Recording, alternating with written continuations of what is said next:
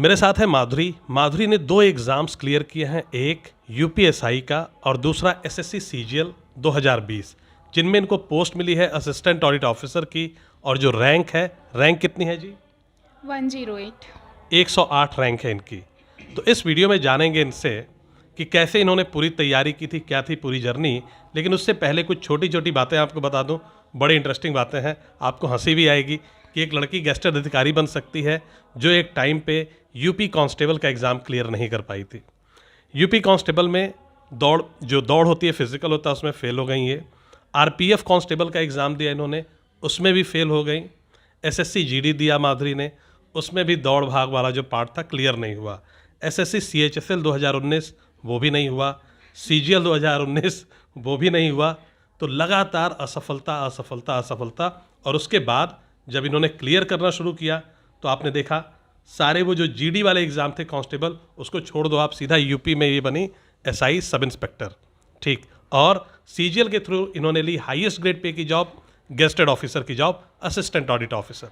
तो इस वीडियो में तो ये जो चीज़ें हैं ये तो ठीक हैं, इससे भी ज़्यादा इंटरेस्टिंग आज लग रही हैं, उस टाइम बड़ी पेनफुल रही होंगी इनके लिए। इनको इग्नू से ग्रेजुएशन करनी पड़ी थी, जानेंगे उसकी भी क्या है पूरी स्टोरी। और 8th में इन्होंने मन बना लिया था कि अब पढ़ाई नहीं करूँगी, अब पढ़ाई नहीं करनी है, अब ठीक है जब मम्मी पापा शादी वादी कर देंगे तो चली जाऊँगी घर। तो उसकी भी पूरी स्टोरी जानेंगे आज इनसे। तो स्टार्ट करते हैं भाई। माधुरी, सबसे पहले आप ये बताइए कि आप बिलोंग कहाँ से करती हैं, कहाँ से आती हैं आप, कहाँ रहती हैं अभी, मम्मी पापा क्या करते हैं? Thank you so much sir इस प्लेटफॉर्म के लिए कि मैं बता पा रही हूँ अपनी स्टोरी सबको। हम लोग आगरा से बिलोंग करते हैं बेसिकली, बट पढ़ाई के लिए हम लोगों की और अर्निंग के लिए बेसिकली सबसे ज़्यादा तो मम्मी पापा यहाँ पे शिफ्ट हो गए थे काफ़ी साल पहले, गाज़ियाबाद के पास में। ओके, तो गाज़ियाबाद में रहती हैं आप। तो स्कूलिंग कहाँ से की आपने, पढ़ाई लिखाई आपकी इनिशियली कहाँ से हुई? जी, पहले जब गांव में रहते थे तब तो वहीं से हुई थी, और मम्मी पापा एक्चुअली जब यहाँ पे शिफ्ट हुए तो वो मुझे वहीं पे दादा दादी के पास छोड़ के आ गए थे, बिकॉज हम 4 भाई बहन हैं। तो आई गेस उनके लिए उतना मैनेज कर पाना उस टाइम पे ठीक नहीं था, तो वो मुझे वहाँ छोड़ के आए थे। तो 7th 8th तक मैंने वहीं से किया, उसके बाद मैं यहाँ शिफ्ट हुई। 7th 8th तक मम्मी पापा के बिना गांव में रही, दादा दादी के पास, वहीं से पढ़ाई की आपने, राइट? हाँ जी, हाँ जी। क्या इंग्लिश मीडियम, हिंदी मीडियम, क्या था? हिंदी मीडियम था, गांव का ही स्कूल था। गांव का जो गवर्नमेंट स्कूल होता है सरकारी, वो वाला? जी। फिर उसके बाद आप आई गई गाज़ियाबाद, और 8th में तो फिर आपने बताया था मुझे कि यार आपको पढ़ने लिखने का मन नहीं कर रहा था, क्या कारण था वो सर? नहीं, एक्चुअली पढ़ने लिखने का मन था मेरा, पर उस टाइम पे मम्मी पापा की फाइनेंशियल कंडीशन इतनी अच्छी नहीं थी कि वो सबको पढ़ा पाएँ। तो उन्होंने सोचा कि मेरी 8th हो गई है, इनफ है, शादी कर देंगे, तो अब यहाँ से ड्रॉप करवा देते हैं इसको। तो कोई भी मम्मी पापा ये नहीं चाहता है कि बच्चे को पढ़ाई रुकवानी पड़े, मतलब इतनी ज़्यादा प्रॉब्लम्स थी घर पे, ऐसा कुछ था? हाँ हाँ, उतना ही था एक्चुअली। हम लोग रेंट पे रहते थे, तो रेंट भी देना है, खाने का भी देखना है। 2 सिस्टर थी मेरी छोटी, और पापा की सैलरी भी उतनी अच्छी नहीं थी। It was like 7-8,000। 7-8 हज़ार में पूरा 5-6 लोगों का परिवार तो बड़ा मुश्किल है। खैर, तो फिर 8th ऐसा क्या हुआ, फिर आपने कैसे पढ़ाई करने की सोची? हाँ, तो मतलब मैं ऐसे रोती रहती थी कि पढ़ना है ऐसे करके। तो एक बार मम्मी किसी और का एडमिशन करवानी किसी पड़ोसी के साथ जा रही थी। मैंने बोला कि बस मुझे लेके चलो अपने साथ, मुझे जाना है, मैं रोऊंगी नहीं वहाँ जाके कि मेरा भी एडमिशन करवा दो। तो हम लोग वहाँ पे गए, एंड वहाँ जो प्रिंसिपल सर थे वो मुझसे जस्ट ऐसी बात करने लग गए नॉर्मली। पता नहीं उनको क्या, एक मैं कहूँगी वो जो भी है मेरे लिए भगवान ही थे। तो उन्होंने फिर मम्मी से ऐसा कहा कि इस बच्ची को आप ज़रूर पढ़ाओ, आपकी फ़ीस नहीं दोगे, मैं फ़ीस दूंगा, ये मेरी बेटी की तरह है। तो आगे उन्होंने पढ़ाया फिर। अच्छा, मतलब उन्होंने आपकी मंथली फीस भरते रहे? हाँ। किस क्लास तक? 12th क्लास तक, फिर उसके बाद उन्होंने ही पढ़ाया। 11th के बाद मैंने अपनी हाफ फीस पे करना स्टार्ट कर दिया था, क्योंकि मैंने ट्यूशन्स देना स्टार्ट कर दिया था बच्चों को। 11वीं के बाद ही आप पढ़ाने लगी आप? ओके, ठीक है। तो ये तो बड़ी ही स्ट्रेसफुल, मतलब फाइनेंशियल कंडीशन रही जिससे जूझती रही आप। तो ग्रेजुएशन फिर कब किया, कैसे किया, किसमें किया, और 12th में आपने कितना स्कोर किया, ग्रेजुएशन में कितना स्कोर किया? हाँ, तो 12th में मेरे ठीक मार्क्स आए थे, 86%। It was not very good, because उस टाइम मैंने कोचिंग्स वगैरह कुछ नहीं ली थी, स्कूल फीस ही मेरी सर दे रहे थे ऑफ कोर्स। उसके बाद ग्रेजुएशन के लिए मैंने एक स्कूल में पढ़ाना स्टार्ट कर दिया था 12th के बाद से ही। तो मुझे लगा कि कुछ तो अपनी भी पढ़ाई जारी रहनी चाहिए, पर डेली नहीं कर सकती थी क्योंकि स्कूल भी जाना था, तो फिर मैंने डिस्टेंस से इग्नू में ज्वाइन किया बीएससी। अच्छा, तो बीएससी किया आपने इग्नू से, और कोई रास्ता नहीं था, अगर पढ़ाई करनी है तो डिस्टेंस से ही पढ़ाई करनी थी, है ना? हाँ जी, अदरवाइज़ नहीं करनी थी, वही था। अदरवाइज नहीं करनी थी। तो खैर, वहाँ भी आपने अपनी फाइटिंग स्पिरिट दिखाई, अपना ग्रेजुएशन कंप्लीट किया खुद से, और उसके बाद फिर ये कब मूड बना कि यार तैयारी करनी, और ये यूपी कांस्टेबल, आरपीएफ वगैरह कब बनना चालू किया? हाँ, तो ग्रेजुएशन जब ख़त्म हो गई थी ना, तो 2-4 लोग ऐसे कांटेक्ट में थे जिनको जो सरकारी नौकरी की तैयारी कर रहे थे, बट यही सब कांस्टेबल वगैरह या आर्मी की तैयारी, जो 2-4 लोग कॉन्टेक्ट्स में थे, तो उन्होंने मुझे बोला कि तू पढ़ने में ठीक है, अच्छे से पढ़ा भी रही है, तो तुझे भी ट्राई करना चाहिए। तो तब मैंने सोचा कि करते हैं। ओके, तो फिर आपने तैयारी शुरू की, राइट? ठीक है, तो आपने फिर ढेर सारे एग्ज़ाम्स दिए, और क्या क्या रहा रिजल्ट? रिजल्ट तो उस टाइम पे तो एक के बाद एक फेलियर्स ही थे। एग्ज़ाम्स मैंने जीटी कांस्टेबल का दिया, आरपीएफ का दिया, यूपी कांस्टेबल का दिया, सीएचएसएल 19, सीजीएल 19, तो कॉन्स्टेंटली उसमें फेलियर्स ही थे। किसी का फिजिकल नहीं हुआ, किसी का फाइनल नहीं हुआ, तो बस यही रहा। बाकी सीजीएल 19 में मुझे लास्ट तक लग रहा था कि हो जाएगा, बट एकदम टाइपिंग के बाद मेरा उसमें 2-3 मार्क्स थे, फाइनल सिलेक्शन नहीं हुआ। तो रोई आके पहली बार जब फेल हुई थी यूपी कांस्टेबल, शायद पहला था आपका एग्ज़ाम, तो रोई थी घर पे आके? हाँ, उस टाइम पे मुझे ऐसा लग रहा था कि हो जाएगा, शायद से रनिंग हो जाएगी, बट वहाँ जाके पता नहीं क्या नर्वसनेस में, जो भी मेरी तैयारी पूरी थी रनिंग की उस टाइम भी, पर वहाँ जाके नहीं हुआ, तो मुझे बस ऐसा फील हो रहा था कि अब पता नहीं क्या होगा। एक तो जॉब थी। तो लड़की के लिए तो रनिंग, वो भी गाज़ियाबाद जैसे शहर में, मतलब आप बता रही हैं जहाँ रहती हैं, तो थोड़ा सा मुश्किल रहा होगा, कैसे आपने मैनेज किया सब? हाँ, मुश्किल था और मैंने बचपन से ही कोई ऐसे फिज़िकल एक्टिविटी वगैरह नहीं की है, तो मेरे लिए और टफ़ था, पर था कि जॉब तो चाहिए, करना ही है, तो जब आपको लगता है कि करना ही है तो करना पड़ता है। तो सुबह उठ के रनिंग भी करती थी आप, है ना? जी, मॉर्निंग में भी 4-5 बजे उठ के, इवनिंग में भी 4-5 बजे, तो हम दोनों टाइम रनिंग कर रहे थे उस टाइम, बिकॉज उस गैप को कवर करना था जो बचपन से कुछ नहीं किया फिजिकल। ओके, ठीक है। खैर, तो पहला जो रिज़ल्ट आया आपका यूपीएसआई में, है ना, उसके लिए रनिंग वगैरह की तैयारी, और मतलब जो तैयारी की आपने, उसके लिए सबसे पहले आपको, भाई आप सेलेक्ट हुई, शुभकामनाएं। लेकिन हम बात करेंगे सीजीएल पे। सीएचएसएल 19 फेल हुई, सीजीएल 19 कैसा रहा, मतलब कितना पेनफुल था वो? सीजीएल 19 का थोड़ा ज़्यादा मेरे को अफसोस था, बिकॉज उस टाइम मुझे लगता था कि हो जाएगा। लास्ट तक जब आपको उम्मीद रहती है, आप घर वालों को भी उम्मीद दे देते हो कि हो जाएगा, फिर उसमें वो कोर्ट केस वगैरह भी आ गया था। 15 नवंबर को मेरा एग्ज़ाम था और वो 18 नवंबर का काफ़ी इजी आ गया था, तो उसमें काफ़ी चीज़ें हो गई थी। मुझे लास्ट तक लग रहा था कि सिलेक्शन होगा, घर वालों को होप रहती है, तो उस टाइम बहुत बुरा लगा था। ओके, काफ़ी दुखी थी, हाँ? हाँ जी। ठीक। अब आते हैं जो आपकी तैयारी, मतलब जो था, ठीक है, सीजीएल की तैयारी जो आपने की, तो कैसे स्टार्ट की, क्या क्या किताबें पढ़ी आपने, उसको ज़रा डिटेल में बताइए।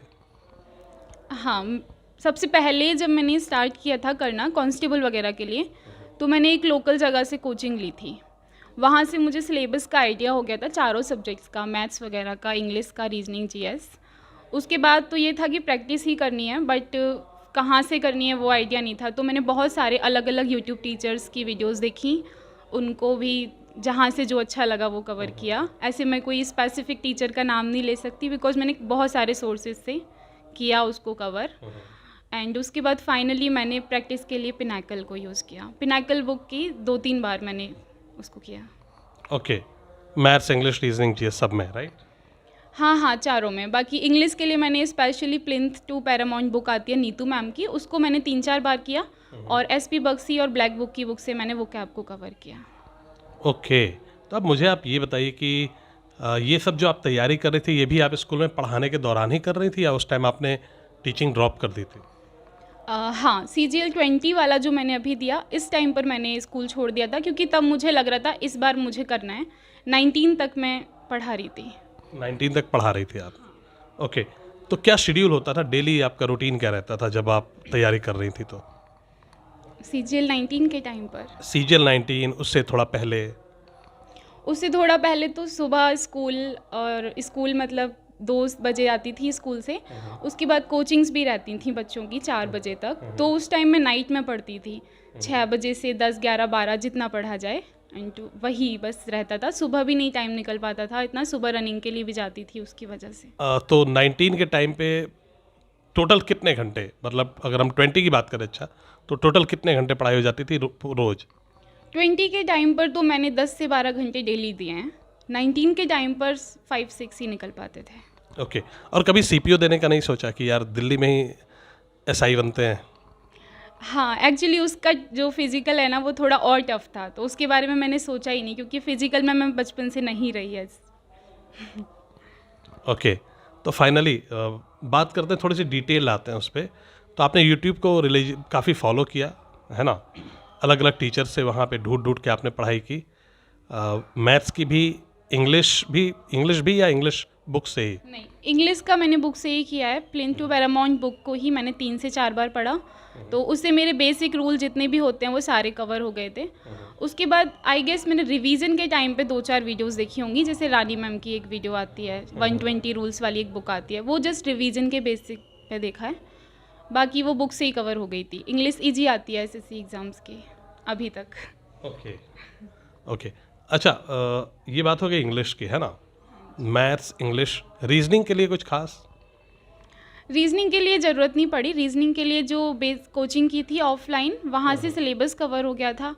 उसके बाद बस मूक से प्रैक्टिस की तो वो कवर हो गया पूरा। 2-3 चैप्टर थे जिसमें मुझे दिक्कत रहती थी, जैसे मिसिंग नंबर्स, कैलेंडर, क्लॉक, उसको मैंने मल्टीपल टाइम वीडियोस से किया।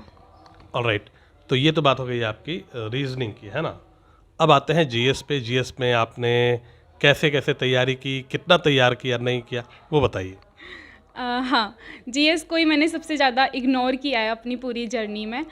तो जीएस का मुझे लगता था कितना भी पढ़ लो नहीं होना है, तो इस तरीके से मैंने करीब वीडियोस भी देखी, स्टडी IQ की वीडियोस से मैंने करंट को कवर किया, और एक बुक थी जो ऑफलाइन कोचिंग से ही मिली थी, उससे मैंने हिस्ट्री ज्योग्राफी वाले सिलेबस को थोड़ा पढ़ा। उसमें मेरा स्कोर भी कम था।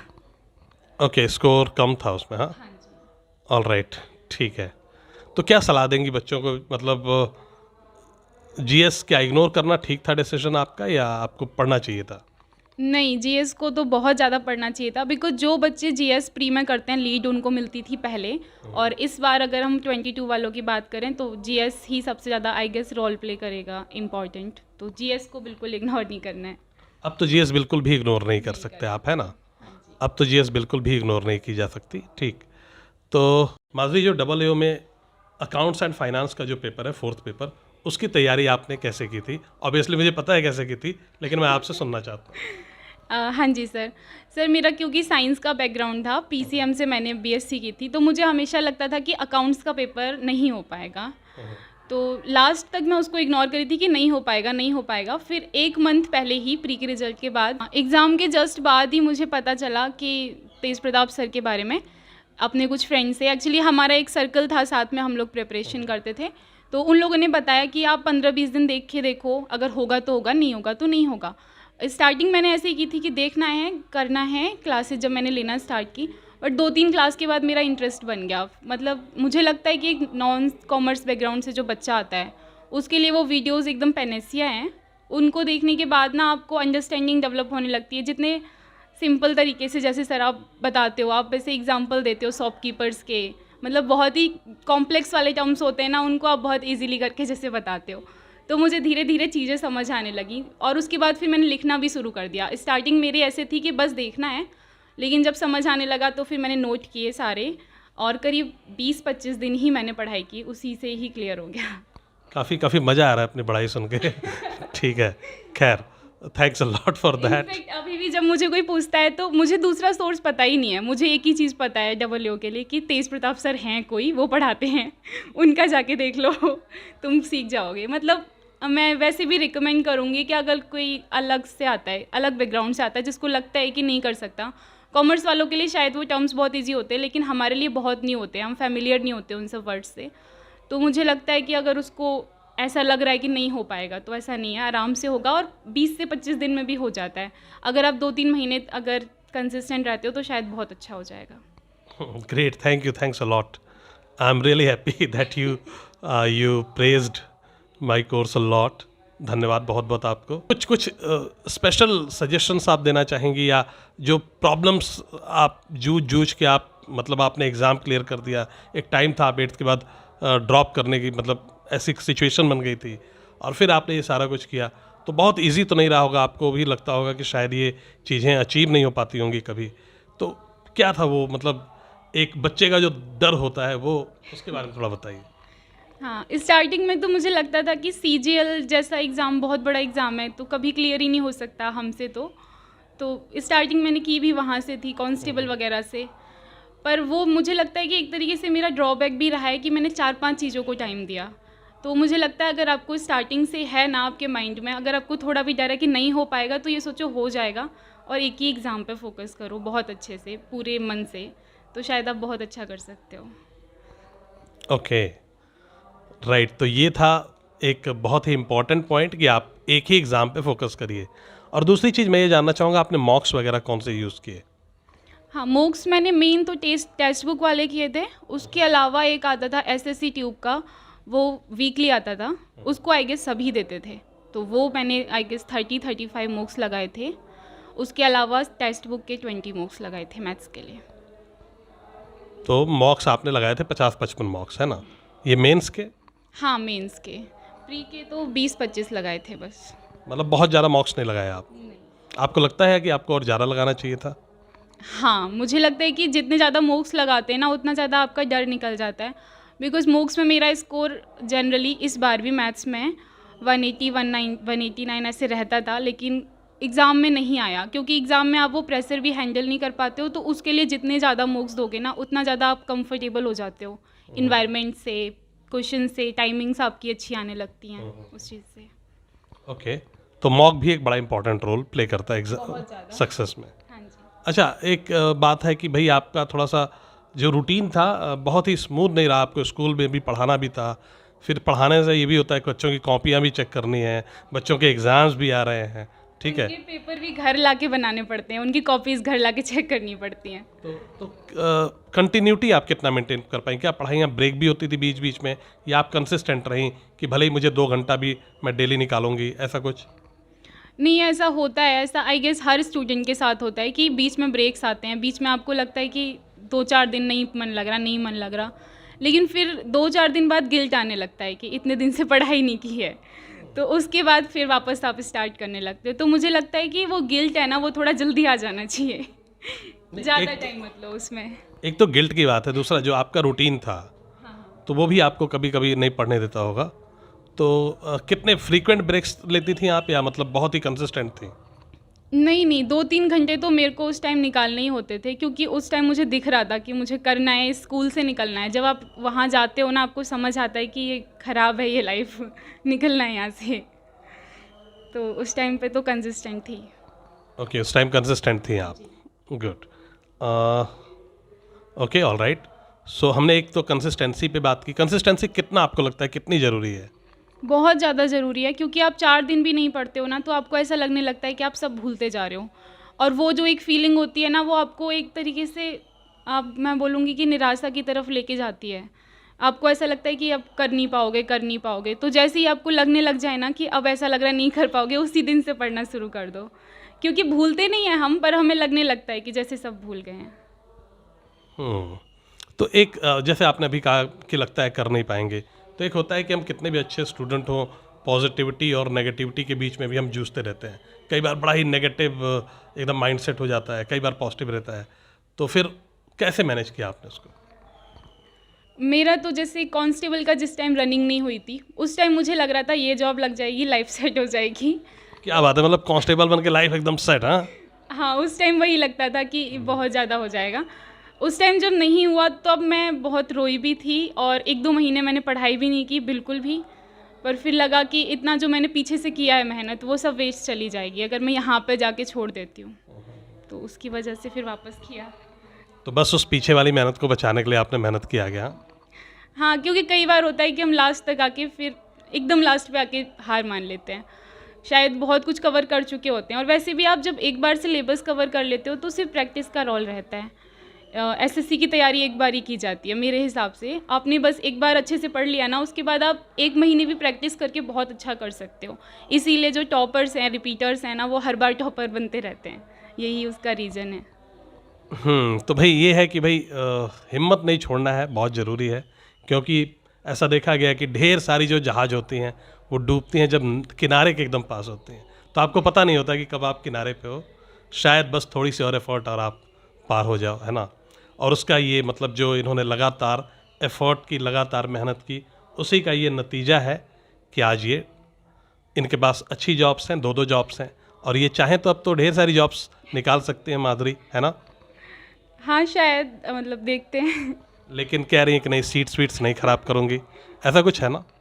नहीं, सीएचएसएल वाला तो अब फिर नहीं करूँगी, आगे भी नहीं करूँगी, बट अगर अच्छी पोस्ट के लिए सोच सकती हूँ। डेफिनेटली आपको बहुत बहुत शुभकामनाएं। आप और भी, आपका एम्बिशन बढ़े थोड़ा, आप और भी अच्छी एग्ज़ाम्स की तैयारी करें और इससे भी अच्छी पोस्ट आप सिक्योर करें लाइफ में, ज़िंदगी में बहुत खुश रहें आप, यही शुभकामनाएं। Thank you.